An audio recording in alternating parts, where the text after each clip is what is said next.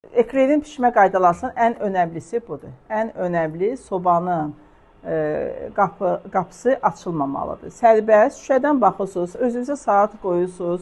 20-25 dəqiqə maksimum ekler özü 250 dərəcədə turovkanın, sobanın ən güclü dərəcəsini qoyursunuz və 15 dəqiqə qalandan sonra möhkəm özünün havalandırmasını qalxandan sonra yüngül temperaturu salırsınız aşağı. 7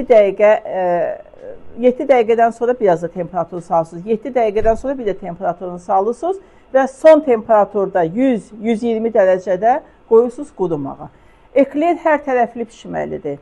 Burasında kənarlarında ağ qalsa ekleri çıxartsınız sobadan. Özünün hündürlüyü köpük yatacaq. Bu normal eklerlərdir, amma bir balaca səhviniz olub orada bilməmişsiniz, gedib eklerin qapısını açmışsınız. Bundan da hündür olacaq. Nasatqalarla yığılır, qaşıqla qoyduğumuz bizim eklerlərdir. Bax, hələ belə adi qaşıqla.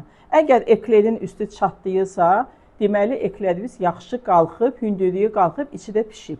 Əlimizdə götürün, görürsünüz, yüngüldür bunu. Və içinin doldurulması. Eklerin kremi. Deməli, bizim bu ekler pirojnamız, papitolumuz əgər xəmiri, nazik xəmirdir, orada bizə gələn ağız dadı birinci xəmir deyil. Bizdə burada kremdir. Və çalışın ki, eklerin kremini dadlı kremlərdən eləyəsiniz. Plomber krem də pişirə bilərsiniz, amma ən əsas eklerin kremi klasik olaraq qatılaşdırılmış süd və kərə yağıdır.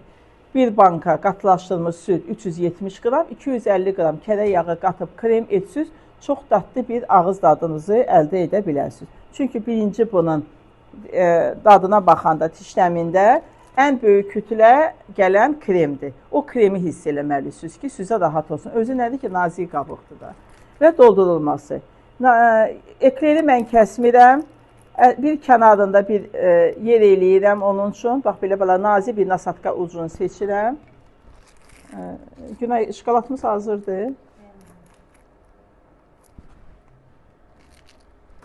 İndi mən bir-iki dənə sizin üçün göstərici kimi göstərim. Sonra siz özünüz ekleri pudran da orada. Bax belə. Torbaları nasatkanın uc tərəfini seçirsiniz. Ekleri ortadan kəsmək lazım deyil. Yenə təkrarlayıram. Hələ nasatka ilə kənarından vursunuz. Çox da içini abartıcı kremlərlə doldurmaq lazım deyil. Bax, bu əl sıxımınızdan bilirsiniz ki, içinə nə qədər krem gedib. Və yadınızda saxlayın. Kremi vurandan sonra eklerə, eklerin hündürlüyü biraz da qalxır. Şokoladımız haradadır? Pudran.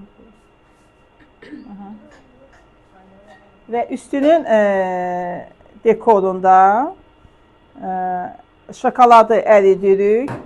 Bir balaca buna əridəndə qaymaq vurulur ki, quru alınmasın. Çünki şokoladı biz bu günləri istifadə eləsirik üstünə. O yenə də özünün quruluğunu şokolad üstündə quruyan kimi bərkiyəcək. Ona görə siz şokoladın üzərinə biraz dekor qaymaqlardan, şokolad qaymaqlardan, dekorlardan istifadə eləyirsiniz. Belə, davamını yenə göstəririk. Burada var idi, özümüzdən pudru. Kim istəyir üzərini şokoladla bəzəyir və eklerin üzərinə biz şəkər kirşanı vururuq. Niyə?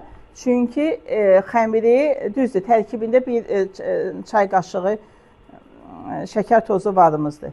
Amma ən sonda pudralananda eklerimiz daha zövqə görə qəşəng görsənir.